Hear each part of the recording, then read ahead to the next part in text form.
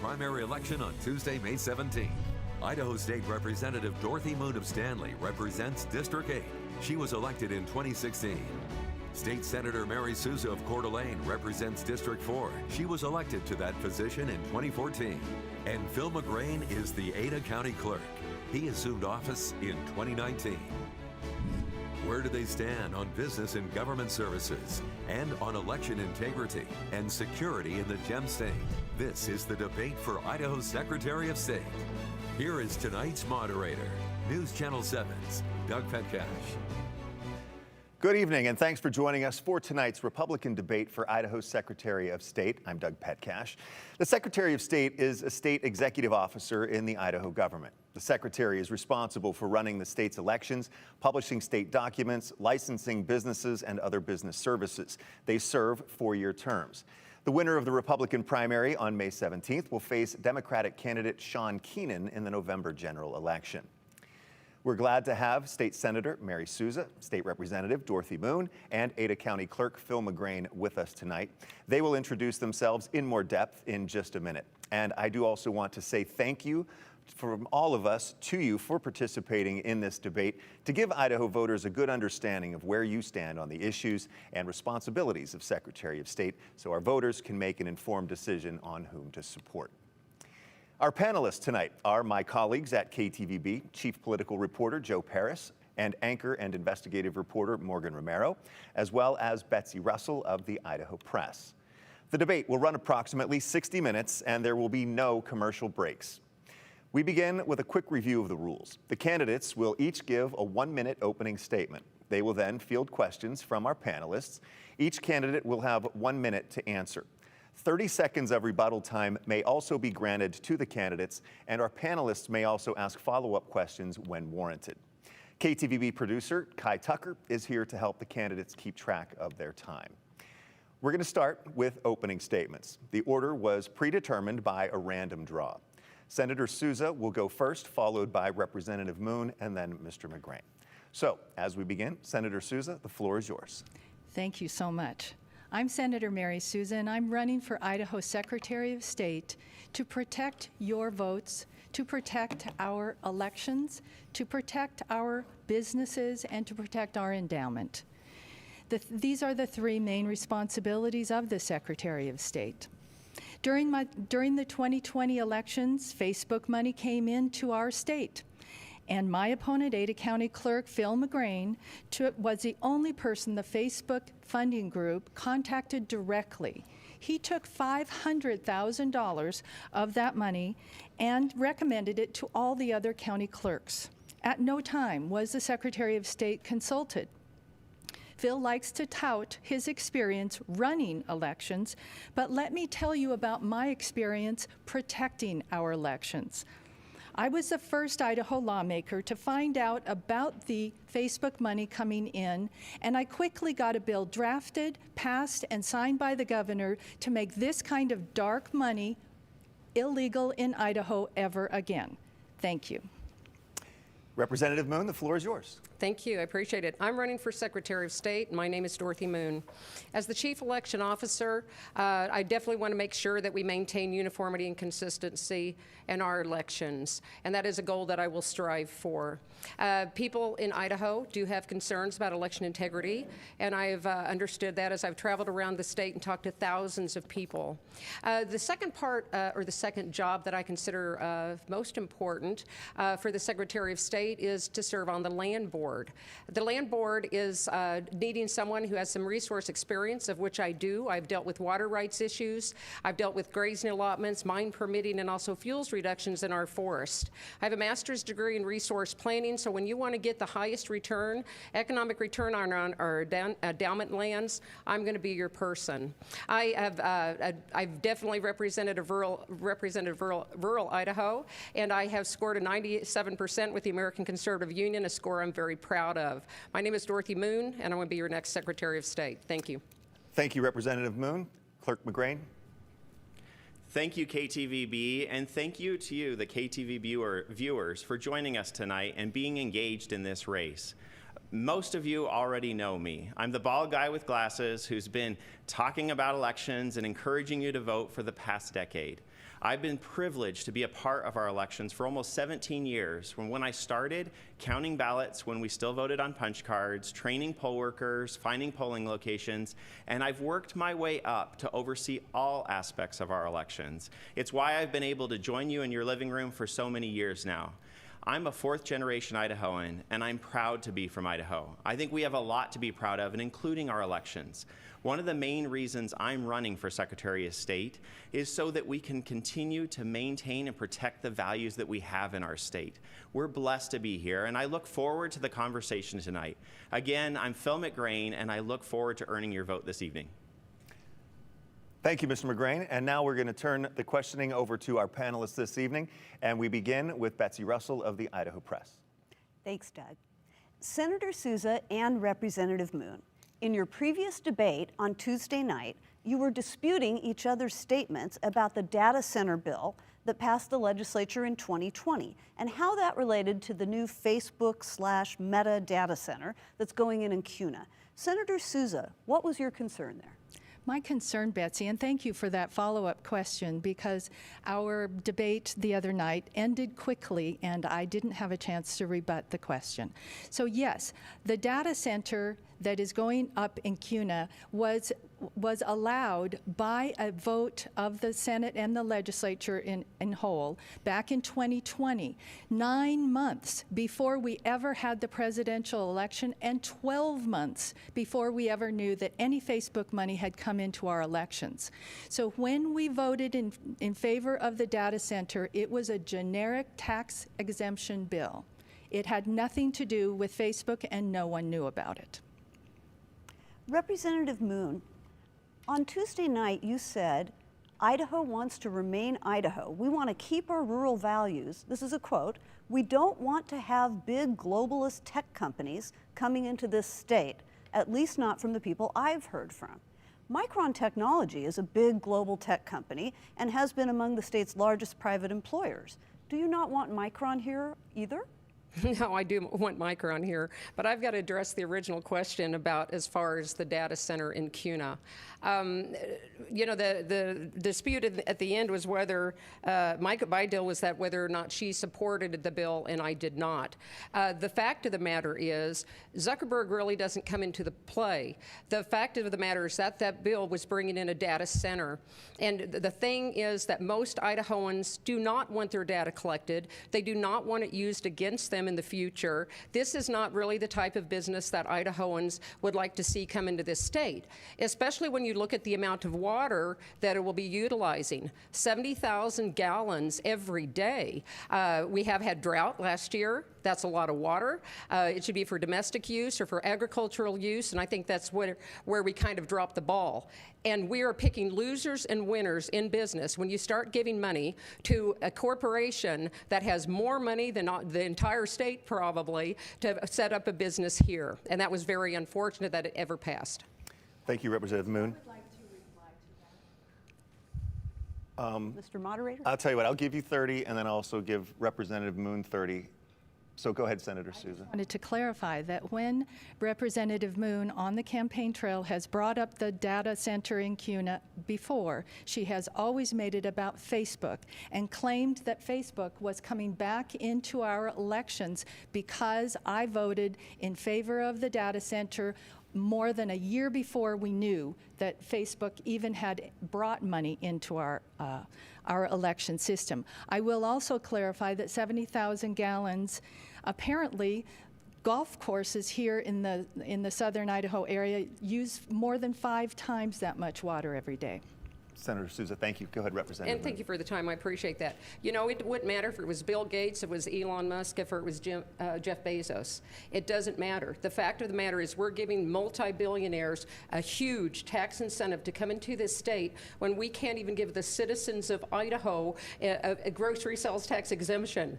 And these tax breaks are coming off of the backs of Idahoans. But that's not now, what you I'm said. answering the question. My time. Thank you. So that is a huge concern. And yes, Zuckerberg now has a permanent footprint in this state. That's the main point. Okay, thank you both. We're going to have to move on from that for now because we do want to try to keep this as equal time as Yes. possible, and Mr. McGrane hasn't had an opportunity to answer a question yet. And for that, I'm going to turn it over to Joe. Thank you very much, Doug. Clerk McGrane, as clerk, you've been criticized, as we've heard here tonight, for accepting grant money in 2020 from a nonprofit organization that has taken donations from groups like Facebook, and namely, they took donations from Mark Zuckerberg and his wife. Standing here tonight, some argue that clerks taking that private grant, private money from a private group, it could compromise public elections and have some type of an interest in a public election. So my first question is, do you regret taking the money from this nonprofit? And the second question is, do you think it was essential to pulling off an election? Joe, thank you for that question. It gives an opportunity to get the accurate answers out tonight. I think one of the biggest things, and you've already heard it from my opponents in this race, is this wasn't money tied to Facebook. There was a nonprofit called the Center for Tech and Civic Life that provided grants for elections offices throughout the country. 49 states received the money, and 20 counties in the state of Idaho received that money. I think one of the biggest things is, as you recall, the 2020 election happened in the midst of the pandemic. And a presidential election is always a big challenge, but it's even a bigger challenge when we have to deal with issues like providing safety for poll workers, providing safety for voters. It was a huge undertaking. Our expenses skyrocketed. During that election, there was a 5-fold increase in the use of absentee ballots by local voters. And with that comes 5 times the expense. We sought that grant because we wanted to ensure that Idahoans could vote at the polls on Election Day. I'm proud that we were able to keep all of our polling locations open here in Ada County, and we even provided training for state employees to assist with other counties. This money was essential, but I think one of the main things, I do agree, we need to provide adequate funding to keep our elections secure.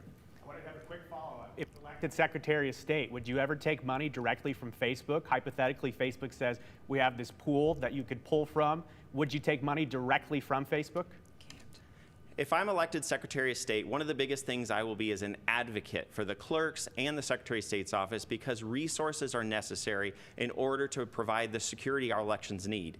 I think that's one of the biggest challenges. In the midst of the pandemic, there was no funding from the state of Idaho, the legislature, or anywhere else to support us in conducting that election. And so we used every resource we could to be successful. Moving forward, I believe it's the state's role to provide the funding for our elections, so I wouldn't seek that. And I think it's one of the unique things here is we need to support our clerks and support the local officials who are running our elections. Could I respond to that, please? I think we want to keep moving. I'll tell you what, why not?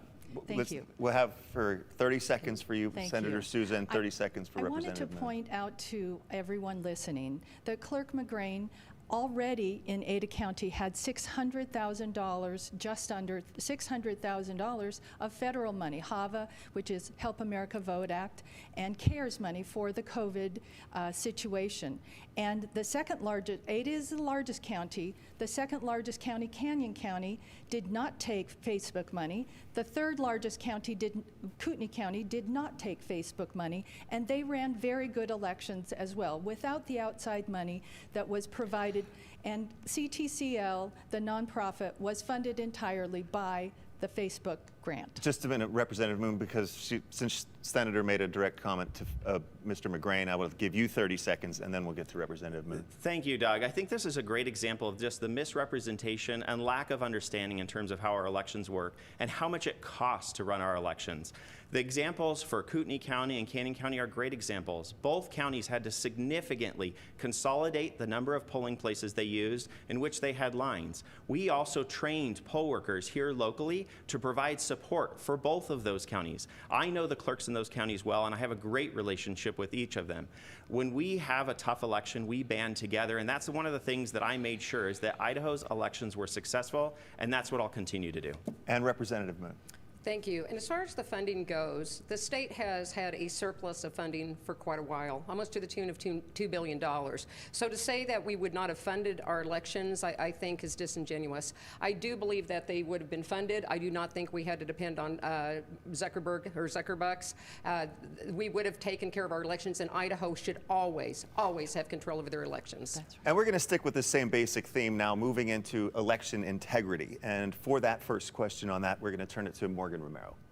Where do you think Idaho stands on election integrity, and what changes do you think need to be made to our electoral process, if any? And we're going to begin with Representative Moon. Great, thank you, and I appreciate the question. Well, I did bring forward a bill. The Secure Election Act would have dealt with identification, making sure that we use government ID, and there's an entire array of ID that you could use. Residency, to make sure that you prove residency and not just a phone bill on your, cell phone was not going to be adequate. And to prove citizenship, and that is important to prove citizenship. Now you just have to check a box when you go in, more or less saying that you're a citizen, and then on the first initial registration you will have to prove that. So as far as we have smaller issues in this state, not as large as the battleground states that we saw in the 2020 election. However, if we don't take care of these small issues, they become big issues if we let them go. So to make sure everybody knows that our elections are safe, to make sure that we're consistent, we just have to make sure that we have an ID.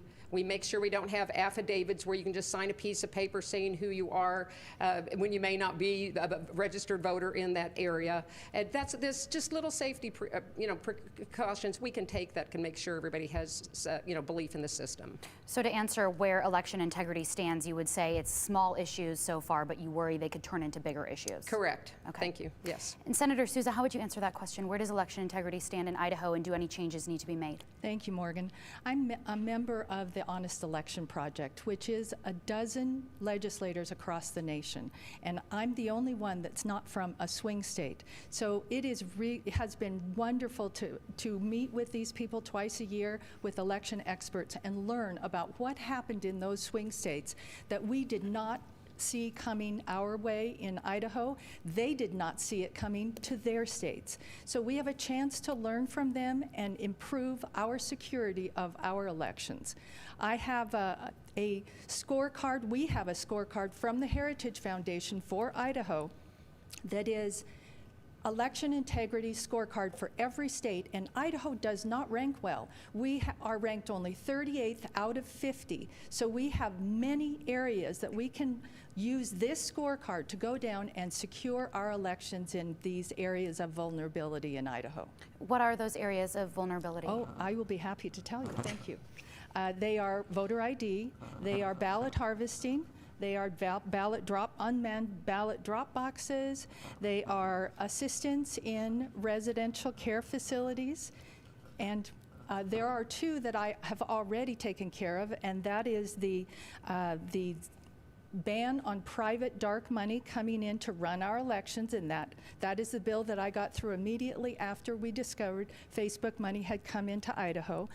And the other bill that just went through this year is to give the legislature, which is where election law is established and created, to give the legislature the legal ability to intervene in court cases that might have to do with our existing election laws.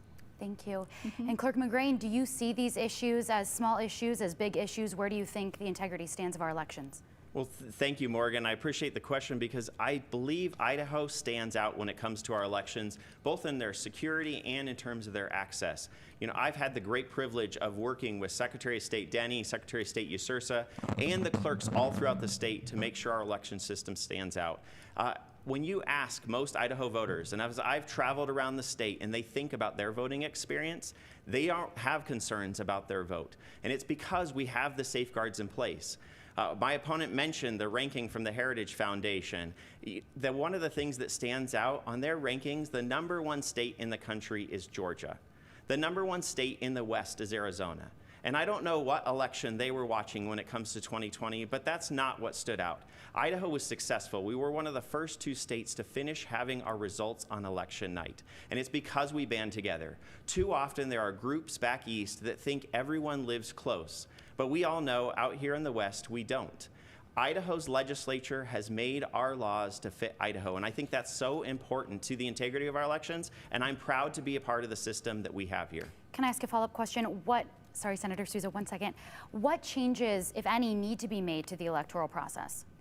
You know, I think one of the biggest things that we need to continue to build on, and it's one of the things I want to work as Secretary of State, is just training for all of our clerks and all the election workers. 4 years ago, I started the Idaho Elections Conference to bring not just the elected clerks, but the election officials together to learn from each other, to bring out outside expertise to come and build up the security of our elections. When I started, cybersecurity wasn't even something we discussed. Now it's a major component, and one of the things the Secretary of State oversees the most is maintaining our statewide voter registration system and keeping it secure. It's also what provides the background tools to check things like signatures on absentee ballots, where we can check and look up someone when they provide their driver's license at the poll and validate who they are. I think one of the big things is there are safeguards behind the scenes that many people don't realize. It's things that the questions that I've answered on the 208 and other shows in the past to make sure people understand how our elections work. I think there's room for improvement, but we're starting in a good place. Okay, thank you. Thank you. Thank you. She did want to respond. Okay, yes, Senator Souza, go ahead. Thank you. Thank you very much. I really would like to comment about Clerk McGrane's lack of understanding of what happened in after the 2020 election, when Georgia and Arizona and the other swing states and legislators from these states are also part of the Honest Election Project with me. I know them. I have talked with them. They worked very hard to bring comprehensive election improvement bills to their state and get them through. And Georgia, as you remember, was ridiculed in the media for having this new law that they put together. And as it turns out, it was a very good law. And it has secured their system for the future. Arizona is working on the same thing, Pennsylvania, all of the swing states that were hit with unexpected problems are working on comprehensive election updates. And because of the way this conversation has gone, I do want to give Representative Moon 30 seconds as well. Thank you, and I appreciate that. You know, and I appreciate Clerk McGrane, but I do have to bring up something that I just found out about. And I know you tried to give the impression that our elections are just in the most perfect condition in Idaho, and they're not. There was just an article published in the Idaho Dispatch, and I did hear from the person who's been doing the research about 17-year-olds who've been allowed to register to vote in Ada County. To the tune of 1,524 of them have registered way before they're supposed to. And then I understand they got into the database. This is the kind of things I worry about. We cannot let people be putting students younger than 18 in the database, even with the 24-day window, and I understand that, but if it exceeds that, they should not even have brought a registration card or someone assisted them in filling it out and getting it over to your office, and then it in turn going into a database. I'm sorry, your time is up, but I do want to let Mr. McGrane try to respond to that. Thank you, Doug, and thank you for allowing me the opportunity to respond. I think one of the biggest things is we need to make sure voting is accessible to everyone. We have organizations trying to recruit students and high school students to get registered to vote.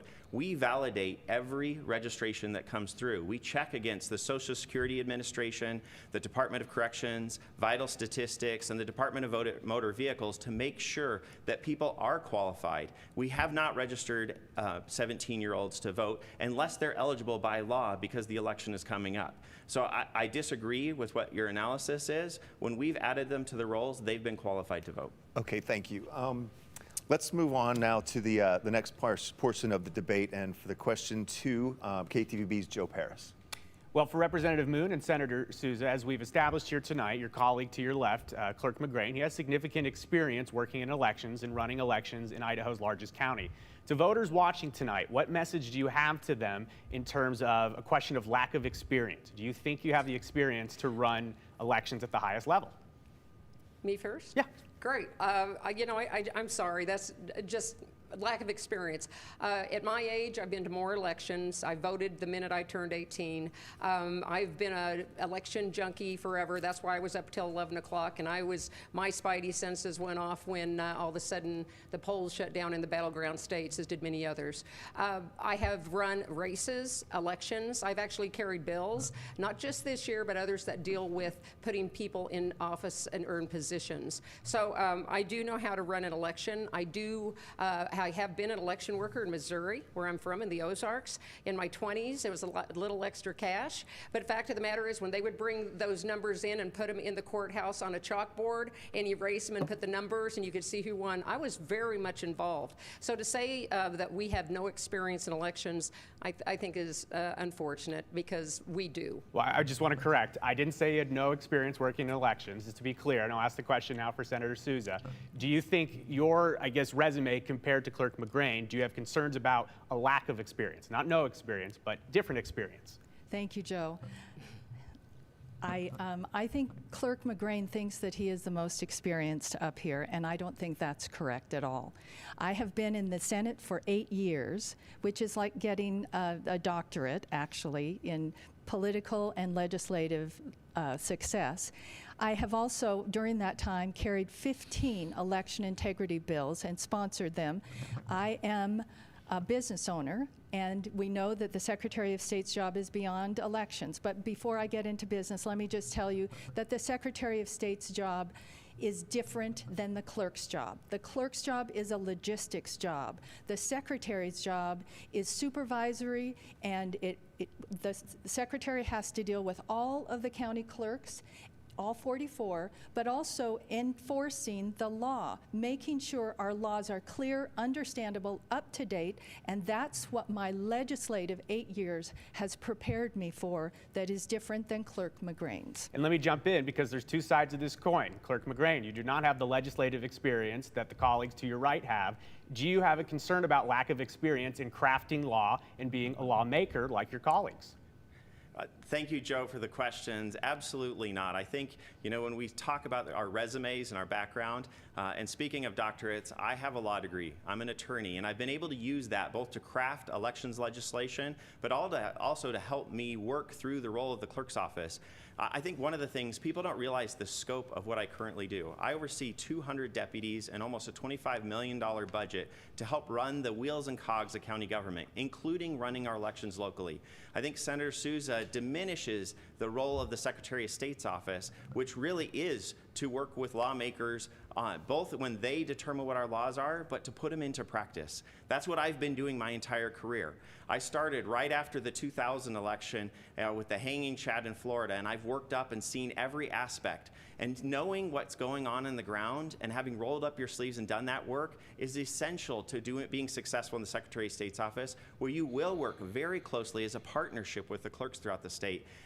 When my resume is compared, I think it stands out perfectly fit for the Secretary of State's office. You had to bring up the hanging chads, didn't you? Now let's turn it over to Morgan. That actually flows perfectly into our next question. Critics of the legislature say lawmakers worked to make it harder for Idahoans to vote by trying to change rules, guidelines, and election dates. Are you concerned with efforts by lawmakers to make voting more difficult? We'll begin with Clerk McGrane. Absolutely. I think there's a really important thing that we need to balance. There's a lot of talk about elections integrity and election security, and you've already heard that here tonight. But one of the most important things is we should not make things so secure that no one can access their vote. Similarly, we shouldn't make things so accessible that it's open for fraud. I've spent my career making sure we have opportunities here locally for people to vote. I think one of the best examples of that is the expansion of early voting.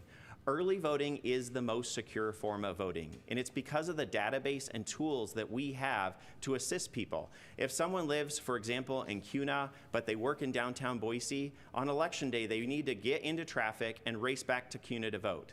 With early voting, it gives them the opportunity to actually just go on a day before work, and we will print them their specific ballot. There isn't the opportunity to tamper with ballots because we're printing them right there when the voter is present. We're also communicating that information to all locations. I think this is a great example of expanding access as well as security at the same time, and it's one of the things I want to do as Secretary of State is to build on the system we have.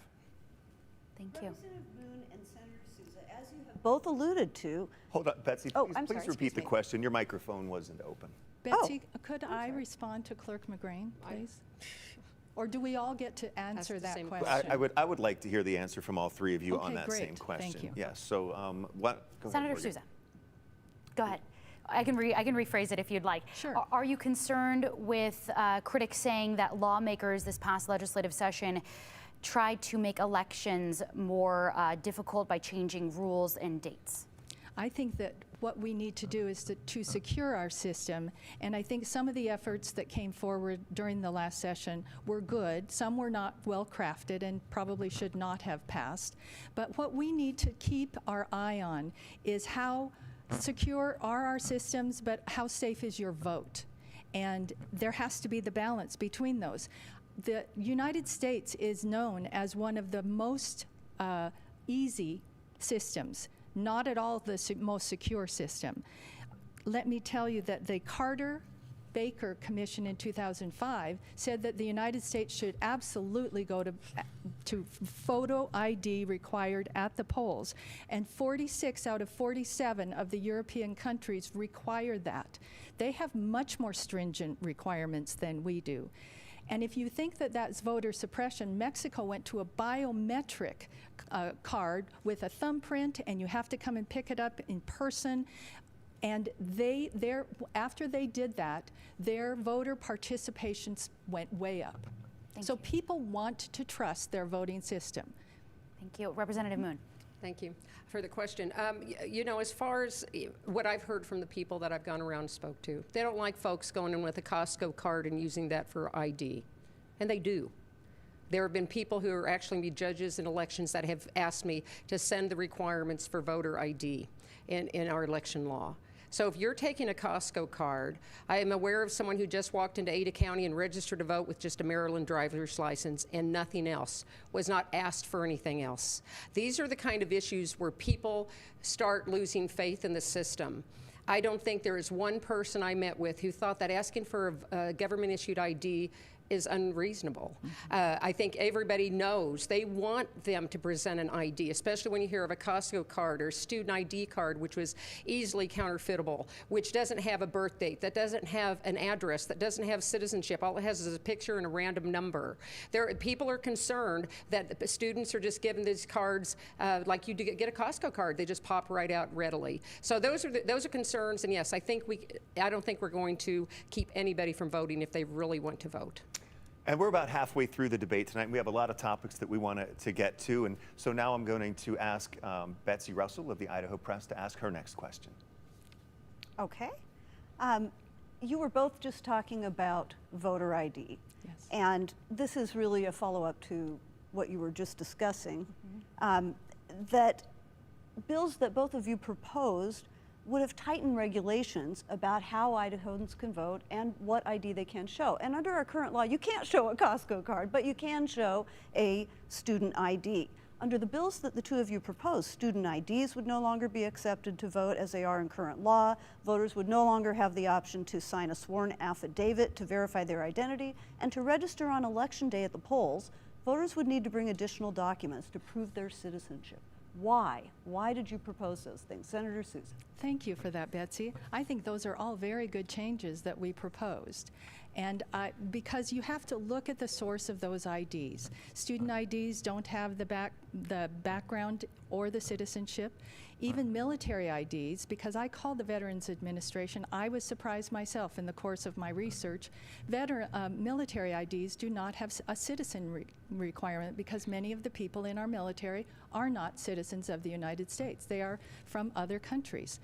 And the affidavits, I think that's worth really discussing here, because right now, a lot of people don't know this, but if you don't have your ID at the polls, perhaps you've forgotten your wallet or your purse, you can ask. They will ask you for your ID, but if you don't have it, they'll give you a paper affidavit. You just sign your name, and it basically says, I promise I am who I say I am. They give you a ballot, that you vote the ballot, and that ballot goes in with everyone else's and cannot be retrieved. You might think this doesn't happen very often, but during the 2020 election, 3,200 Idahoans voted with just a paper and a signature promising they are who they say. I'm going to have to cut in right there over time limit, but we do want to give Representative Moon to answer the question. Would you like Betsy to repeat it? No, I understand the question. Thank you. As far as the bill that I brought up, there was an original bill where I removed affidavits, exactly the problem of just coming in and signing a piece of paper with no ID just to be found out that you are not a legal legal voter and you've already got your ballot in the box and it cannot be retrieved. So now you've just canceled out a legal voter. And that is a huge concern, is allowing that to happen. One item that I brought up in my first version of my bill was to have a provisional ballot. What a provisional ballot does is have you come in and say, okay, I don't have my ID. You will receive a ballot, but you sign this provisional. We keep your ballot in this bag until you come back with your driver's license within 3 days and show it to us. And then, okay, good, we're going to put it in with the rest of them. But the provisional ballots I really like, but in working with the Secretary of State's office, we don't like the affidavit and we don't like provisionals. Let's just do away with both of them. So that's why that was removed in the final version of my bill. Clerk McGrane, you raised your hand Sure, to respond to that. I would love to respond to the question. Thank you, Doug. I think this is one of those things where it just shows the lack of experience. When Representative Moon introduced her initial legislation, and she referenced it in terms of the provisional ballots, one of the things it did is Idaho currently has an exemption from the National Voter Registration Act. And this legislation would have brought in sweeping federal regulations into the state of Idaho. And when I talk to Idahoans throughout the state, we do not want federal control of our elections. I think a lot of these concerns, I agree, we need to improve the voter photo ID requirements, because right now we have different requirements for registration versus what you show when you vote at the polls. But one of the big things is we now track all that information with the tools that we use. 98% of Idahoans show their driver's license when they go vote. 1% show their passport. The remaining percent show either their military ID, their student ID, their tribal ID, their concealed weapons permit, or also sign the affidavit. I support improving and simplifying the system we have so that poll workers can conduct the role that they're tasked with doing at the polls. I think this is an issue for the legislature and that we can handle on the ground. Okay. Betsy, I believe you have a follow-up. Just a quick follow. Clerk McGrane, you said you believe we do need to improve our voter ID requirements. In what way? One of the biggest issues and the biggest challenges we have when we train poll workers is there are different requirements to register to vote than there are when you actually vote. So we ask everyone for a photo ID when they vote. We need to make those more similar so it's easier to do. The Secretary of State or even the county clerk aren't the ones checking someone's photo ID. It's citizens in our community who step up and volunteer to make sure voting happens at the polls. We need to simplify this system so there are similar standards. I think this is something we actually generally agree on here, is we can improve the types of IDs, but it really requires the legislature to be able to do that. Thank you, Ms. McGrane. May I respond, please? 30 seconds for you and 30 seconds for Thank Representative you. Moon. Betsy, thank you for asking that question because I think it's very important. And Clerk McGrane opposed the voter ID bill that I had this last session that said exactly what he proposed. So I think there's a lot of politics that plays into this, and I think we need to get beyond it so that we can better serve the people of Idaho and secure our election system. Doug, if I may respond to that. Quickly. I think it's true that I did oppose that legislation, and it's because it specifically made it more difficult for the military to No, it vote did not. and for students. I believe we can tighten our laws, but not make it so difficult that those serving overseas have a hard time voting. Representative Moon, how do you see the issue? I don't think it makes it more difficult for students. Most students, I would say 98%, probably do have a driver's license in their back pocket, in their wallet, or in their billfold. The other thing my bill did would allow for the state government issued ID that does not allow privileges of driving in case they don't want to drive, or if they couldn't afford a state government issued ID. There is actually funding for that in my bill to allow them to get an ID so that no one who is in a homeless shelter and wanted to vote could vote. And that was a part of the bill that the Democrats liked, that carried part of the day with them. So anyway, as far as the ID goes, we can remove the student ID. Okay, thank you. And now to Morgan Romero. It's sort of similar in that vein. How would you work with the legislature? This is for Clerk McGrane. How would you work with the legislature if they did try to propose a bill again next session that was sort of similar and did some of the things that you wanted to do in terms of tightening up those requirements, but went a few steps further? What would you do in that situation? Thank you, Morgan. I have a long history of working with the legislature. I've had numerous bills go through the legislature related to elections. I worked on 2 important bills this past year. One was post-election audits. I partnered with the Secretary of State's office. I'm currently the chair of the Elections Committee for the Association of Idaho County Recorders and Clerks. And we worked together to make sure that after an election, we can go back and do audits to make sure that Idaho's elections are secure. I think it's one of the key and important follow-ups to the 2020 election. I also worked with representatives and senators to pass legislation unanimously to allow for judicial review of an election and to give judges the authority to call for a new election if one was ever necessary. I think those are good examples of my relationship with members of the legislature, and I think as Secretary of State, I would help serve as an advisor. I think that's the role of the Secretary of State's office, whereas our legislature's role is to pass those laws. And I think there's an important distinction here between the executive branch and the Secretary of State's office versus the legislative branch that sets our rules. Let's move on to the next topic now, and the question will be for Representative Moon from Betsy Russell. This is about voter turnout. For many years, Idaho's Secretary of State worked to increase voter turnout and made turnout predictions before each statewide election, while also noting that really it's candidates and issues that drive turnout. Our current Secretary of State has not done that. Would you bring that back? It's very hard to hear you, Betsy, but as far as voter turnout, trying to increase it, I would try to do it through education. And one thing that I have already done with my husband is that we started the Constitutional Scholars in Chalice School District. And Superintendent of Public Instruction Tom Luna actually came to our school, and we had a huge assembly as far as educating students about their civic duties and their rights as a voter and self-governance. And so it was a pretty exciting program. So we started giving out scholarships of cash. So even if students didn't go on to college, or if they wanted to just stay on the farm, they can. But they would get cash if they turned out to be the highest scorer on that test. And I really think when we would give out those booklets on Constitution Day, or as close to September 17th as possible, then they took the test around President's Day. We have got such a smart group of kiddos coming out of Chalice High School who know that it's their duty to vote, who know that they have to be part of the process. And we need to get back to that. The education and Constitution Day is supposed to be recognized. We need to start making that a front and center in our students' lives. Representative Moon, if you're elected Secretary of State, where would voter turnout and increasing voter turnout land in your priority list in office? Betsy, it would be huge in my priorities. And I do think it's a matter of the youth understanding how the process works. They don't even understand what precinct committeemen are. They do not know about regional Republican parties or Democrat parties and how the whole system, how you can start even as a precinct committee person to become involved in your community and government. So I think that's where I would start. And I have talked to schools about these, how the system works and how to get involved. But to just stand on the sidelines isn't where we want our youth today. We want them involved. And if I may, would you make a turnout prediction before statewide elections if you're Secretary of State? Oh gosh, it would probably be too high, but yes, I would probably try to make a prediction. Yes, and because I'd want everybody to come out and vote. And then the same question for Senator Souza. Voter turnout, how would you increase? Thank you, Betsy. I have a different look at that.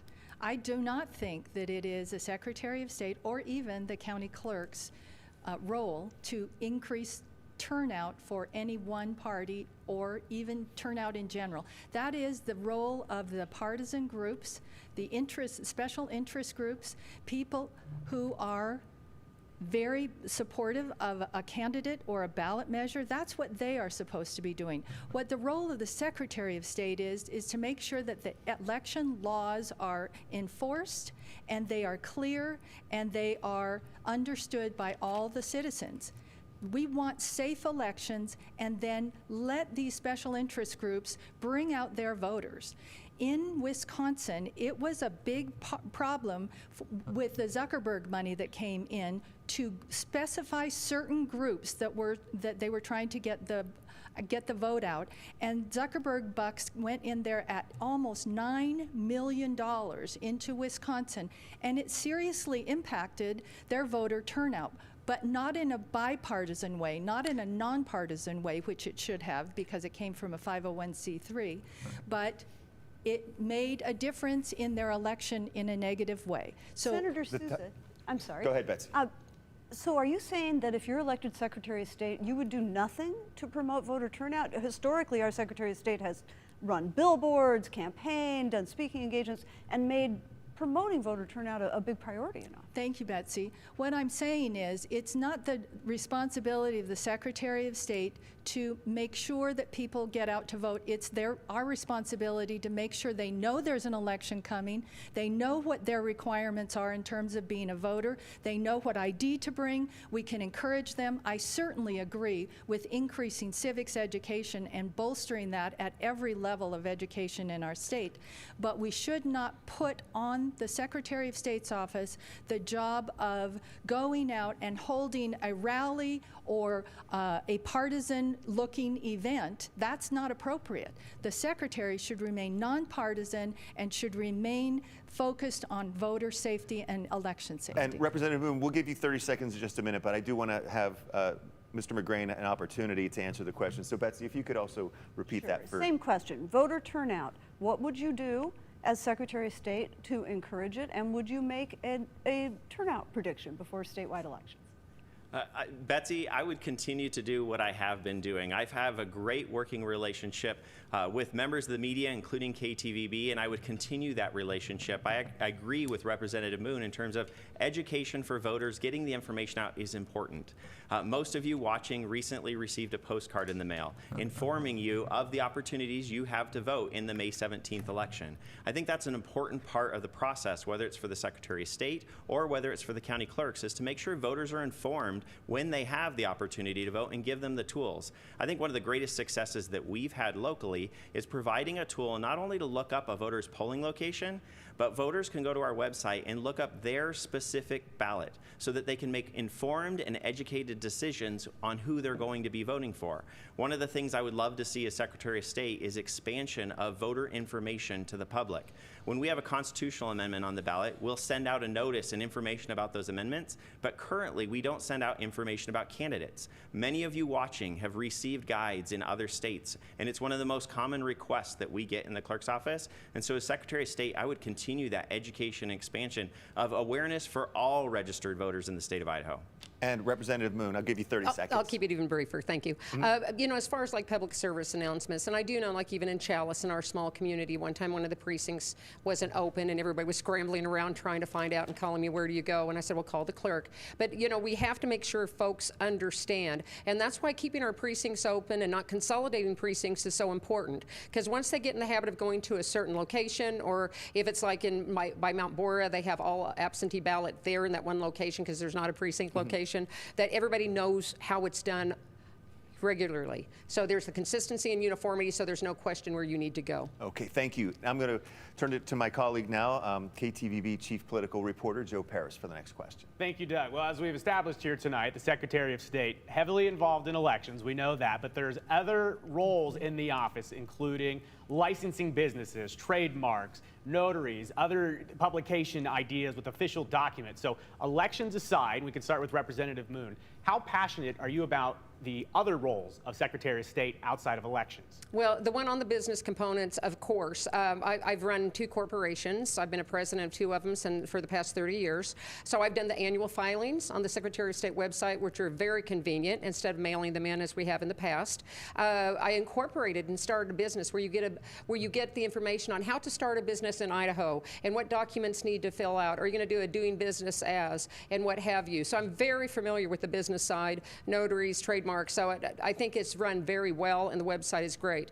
But the other one, and I hope we get to speak about it, are the lands. And serving on the land board to me is a huge issue, and I think it's going to be the salvation of this state. I think that we have 63% of our forest, which have been untapped resources that we can now do through the Good Neighbor Authority and other programs, and that the state can economically benefit from, not just the endowments. So the lands are very important, not only in funding our schools, but also providing tax relief in these communities that are heavily resourced. And we'll circle back to public lands in just a minute. So I appreciate you bringing that up. Okay, but for thank now, you. Senator Souza, your thoughts. How passionate are you about the office outside of elections?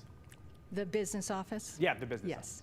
Yes. Thank you, Joe. I have been a business owner with my husband for 37 years, and we have interacted with the Secretary of State's office on numerous occasions as we have grown our business and filed additional paperwork. I do know that the Secretary's business division is very important to many industries across the state. The financial services industry in particular has talked to me about the UCC filings and the timeliness of them, and it's critical to their success that the Secretary's staff in the business office knows the procedure for all of those filings. As a little aside, most people would not know that there are certified registries in the Secretary's Business Division, and it has to do with everything from wills to agricultural certified seeds and everything in between. So the Secretary's Business Division is very unique. It is complex, and it is important to the economy and business industries of our state. Clerk McGrane, same question to you. Outside of elections, how passionate are you about the other business? My background is in helping make sure government works well. Right now, many people don't realize as county clerk, I oversee numerous functions. I oversee the administration of the courts, the county's budget, but most notably the county recorder's office. In my current role, we work closely with the Secretary of State's office on business licensing. We oversee the real property transactions while they oversee business transactions. I oversee marriage licenses, liquor licenses, and I'm very familiar with these processes and keeping these documents and recording them and managing them. It's something I've spent about 12 years working through those things, working with title companies and others. I have the relationships with the business community to help make sure this runs smoothly.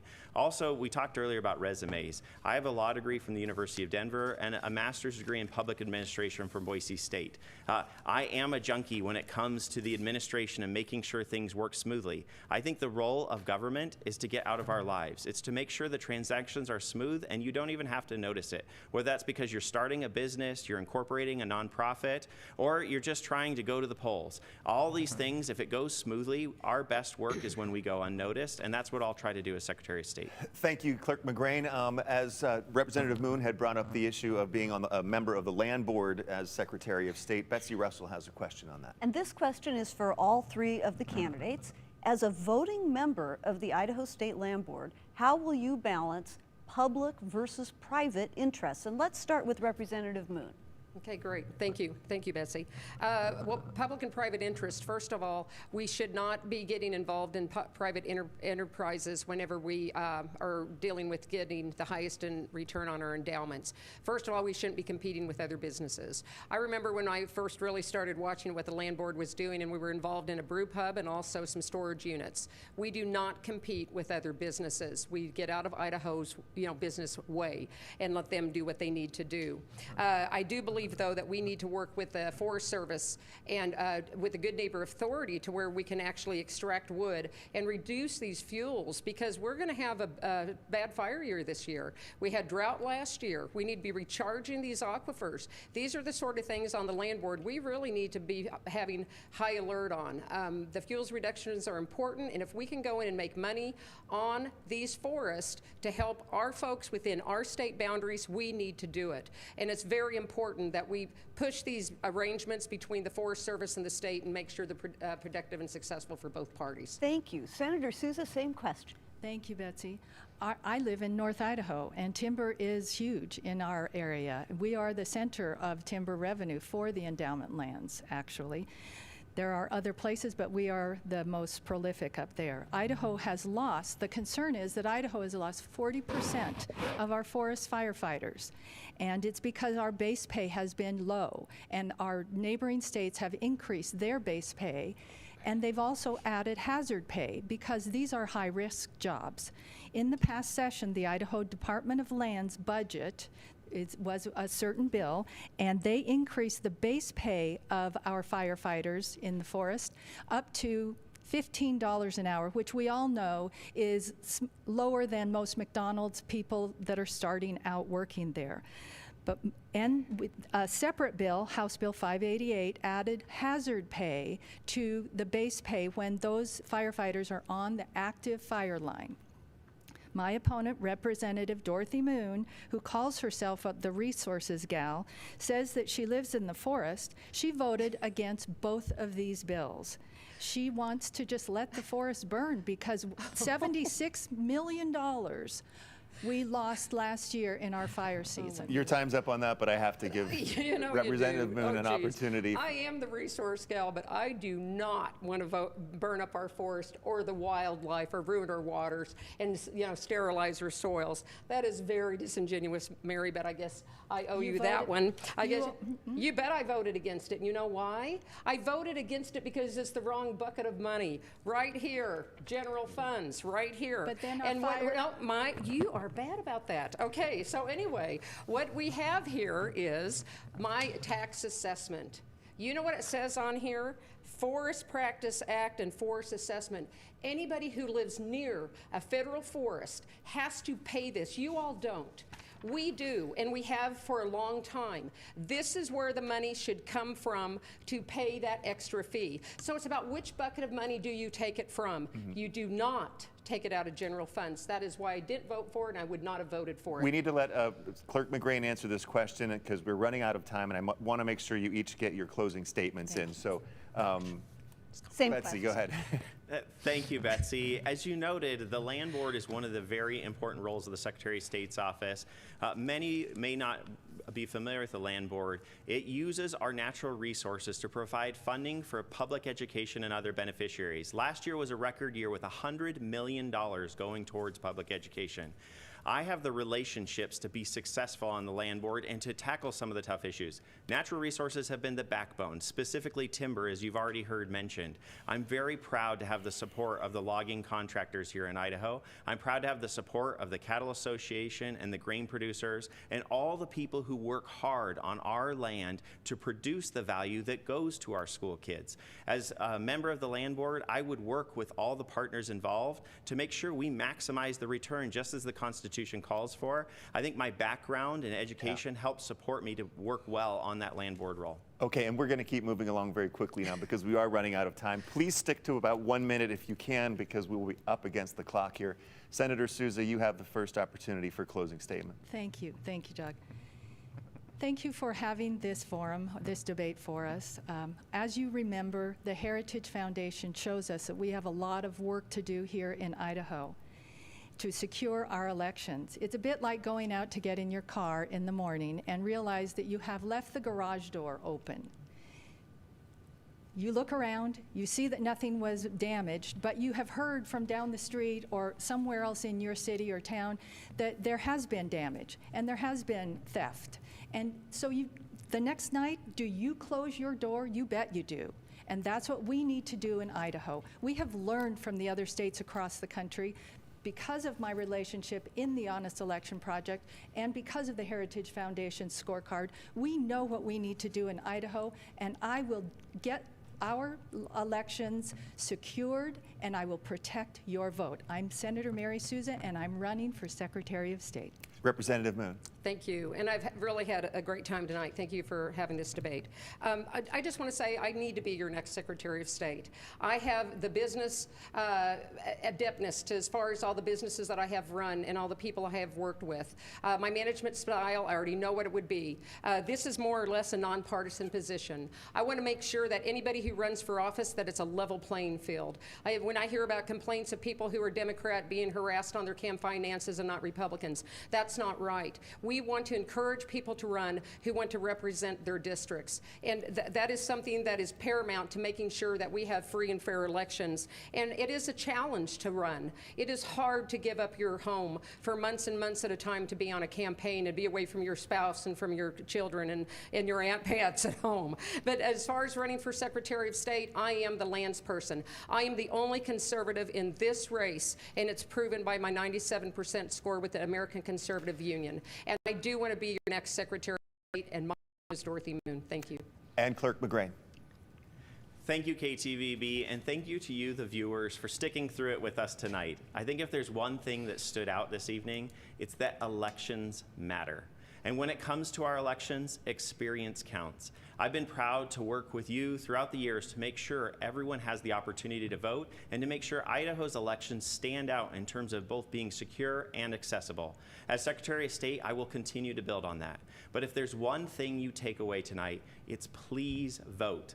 The election on May 17th is important to our state. So many races will be determined, and our public is strong like you who are engaged and informed and who head to the polls. So I hope to see you out there. And again, I'm Phil McGrane, and I would love to earn your vote. And once again, on behalf of all of us at KTVB, and I also believe on behalf of the voters, I do want to thank all three of you again for taking part in the debate tonight. It was a great opportunity for everybody to learn a lot more about you and your stances on positions, and for you to reach a pretty large audience, I would also add. And so thank you again for that, and thank you for being in public service. It's commendable for sure. Thank you all for watching tonight. You can always follow our coverage on KTVB.com and on News Channel 7. And don't forget, the primary election, May 17th.